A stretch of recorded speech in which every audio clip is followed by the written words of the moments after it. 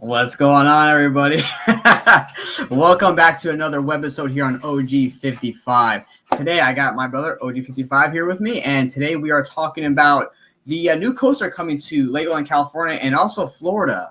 We want to talk about how the scene is actually going to operate. So, OG, let's actually bring up the actual blueprint or the overview of this thing here. Absolutely. Here we go. So Legoland California this coaster is supposed to be opening up, I think, next year, right? Which is interesting because also Fast and the Furious from Universal is also going to be opening up in 2026. Yes. However, I have two questions. One question is the coaster itself just the thing going to be opening in 2026, or is all of this that we see here on the picture going to be opening up in 2026? Because if you look on the right side, the little circle, the little brown circle, there's like a little flat ride that's supposed to go there. And with the construction walls, you can't really tell or see if they're working on that right now. Obviously, the building, you can see from the park that this big structure that they're building, which is going to be the coaster. So, but here's the other question I have, though, right, is rumors are going around that this is supposed to be a launch coaster. Now, if you look at Legoland's website about this attraction coming, because they announced the attraction is coming, it's like the first of its kind or some type of verbiage in that matter. Now, it's interesting because like, well, there's coasters everywhere. How one of its kind, first of its kind, can this coaster be, right? Especially for Legoland. Right. So it's interesting because OG, let's look at this blueprint or like this kind of overview of the coaster, right? So we got the building and we got the track.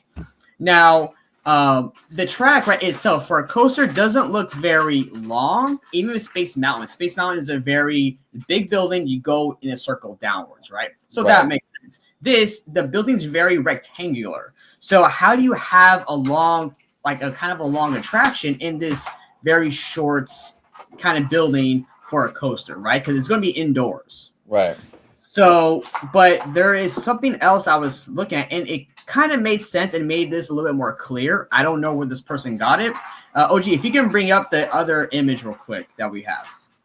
I was going through, ladies and gentlemen, on Reddit. So Reddit, people speculate all over the place on any subject. And I was looking this up, and if you look at the bottom here, I had circled it in orange, How we do it.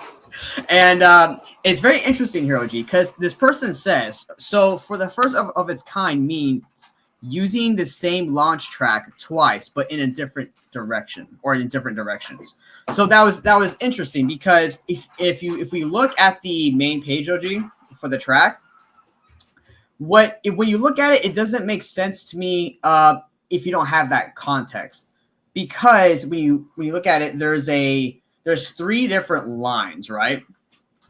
So there's three different long lines right there. The one on the right side appears to be a loading area, right? It appears to be a loading section because from the diagram, it looks like there's like the queue that goes there and there's the exit. I'm assuming that is the loading section.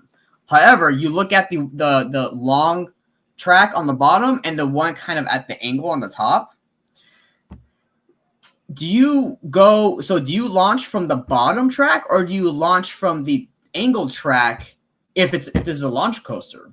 Because again, if this is a short coaster, it's not going to be a long coaster if you just have that little space right there.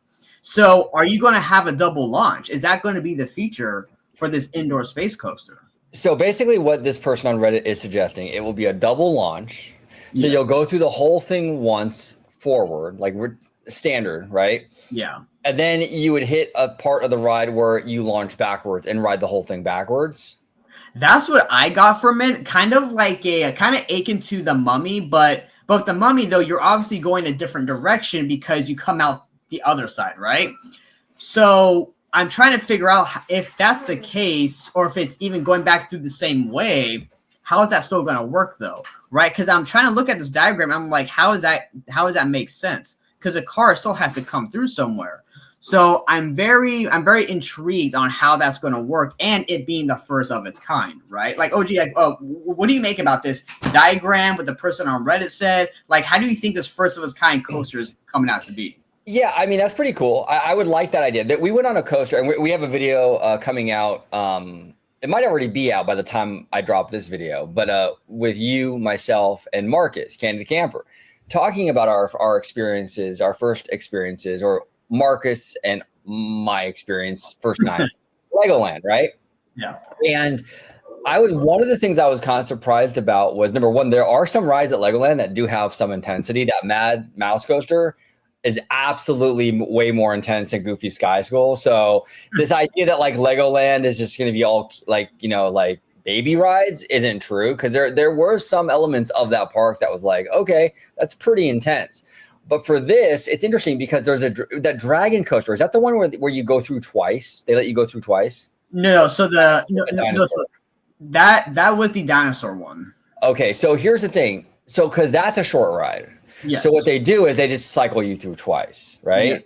Okay, so this would be kind of like a more creative way to sort of address that issue, right? So instead of just having them go through twice, now what you'll do is you'll go through forward, you'll stop, and then you go through backwards. So it feels like one cohesive ride through, but a different experience forward and backwards. I think that's a better way to approach it than just, hey, we'll let you ride again. You know what I'm saying? So I think this is a really, really smart way. It's a smart use of space if that's actually what's going to happen, because you're getting double the time and you're getting two different experiences, because, you know, they're limited. It's not like you were saying, it's not a huge building. You know, that's not a whole lot of track. So if you can ride over the same track twice and create two different experiences, dude, that's a great use of space. Oh, no, 100%. Especially when you look at the track layout, right? Because even when you're at the park, right, you can see them building the structure, right?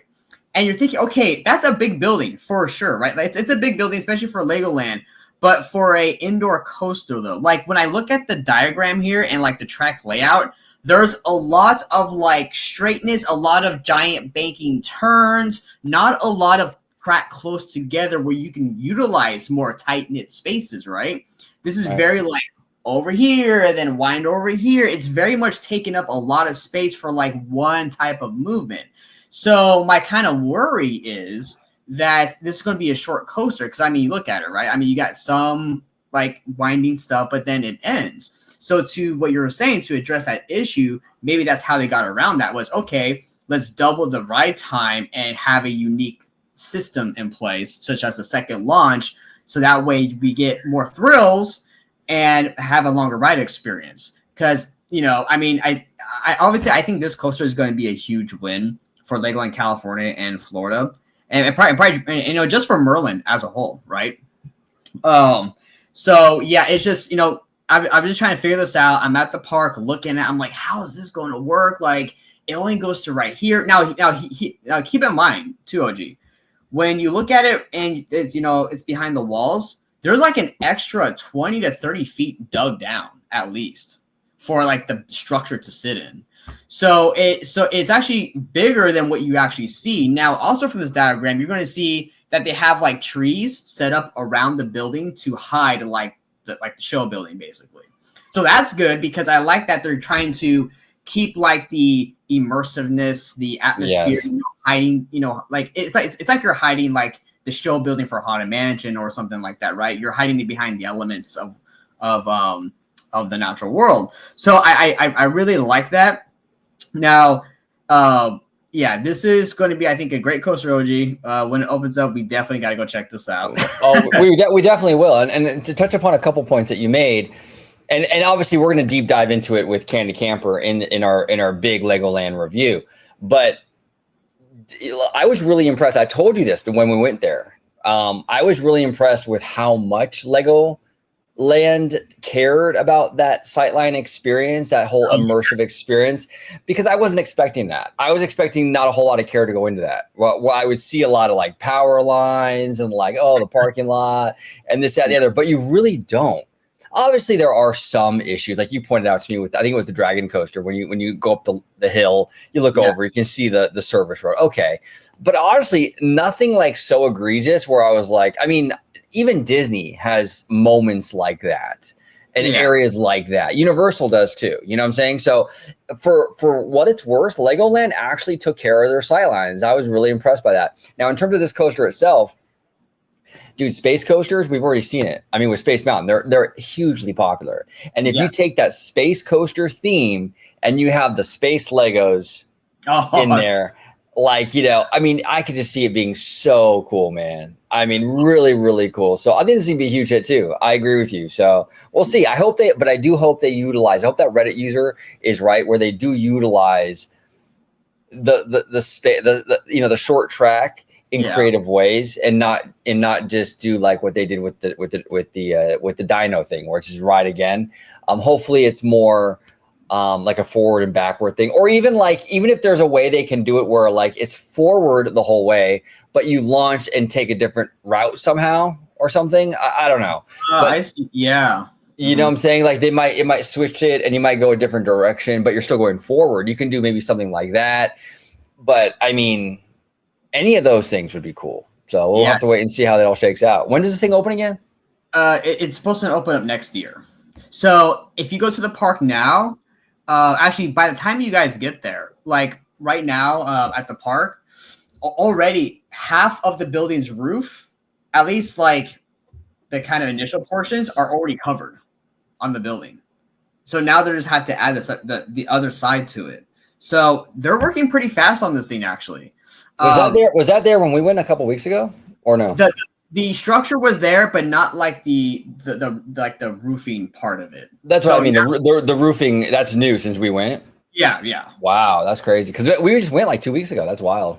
Yeah, no. So I'm really excited to see what it's going to look like by the time we go again in June.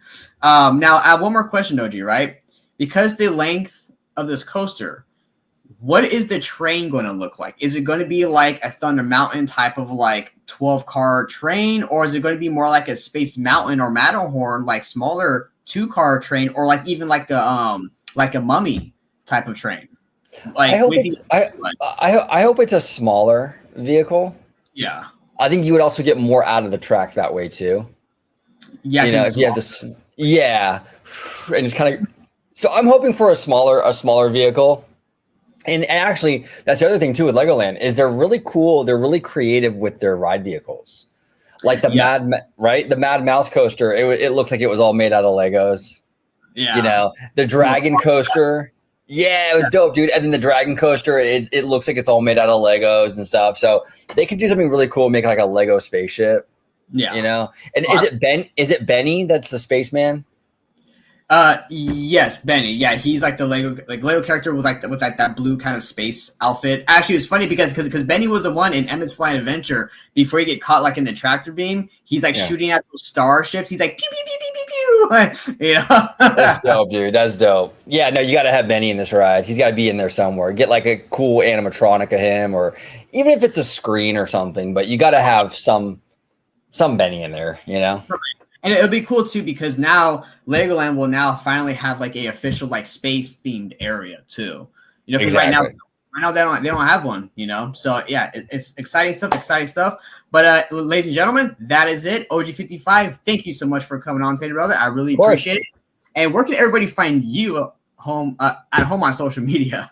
Yeah, you can find me. You can find me right here on Orange Grove 55 doing YouTube with this fine gentleman right here, Mr. Webba. We do a lot of content here on the channel, mostly theme parks, but we also dive into film with our good friend Jay Shear and Tones Poppy, right? So we do a lot of stuff here on the channel, so check us out. Obviously, if you're here, if you're first time, you know, welcome. And then also you can find me on Instagram, Orange Grove 55. And Webba, thank you for being a fantastic host once again, sir. Absolutely, OG. Thank you so much, as always. And everybody, we will talk to you next time. See you later. Snapping shots, swinging high. Mr. Webba, the city's alley, Orange Grove, where danger hides with web swinging action. He'll turn the tides, dodging bullets, leaping tall. Webba's here to save us all from the villains. He won't fall. Spinning webs. Thank you for watching OG55. If you aren't already, consider becoming a member today.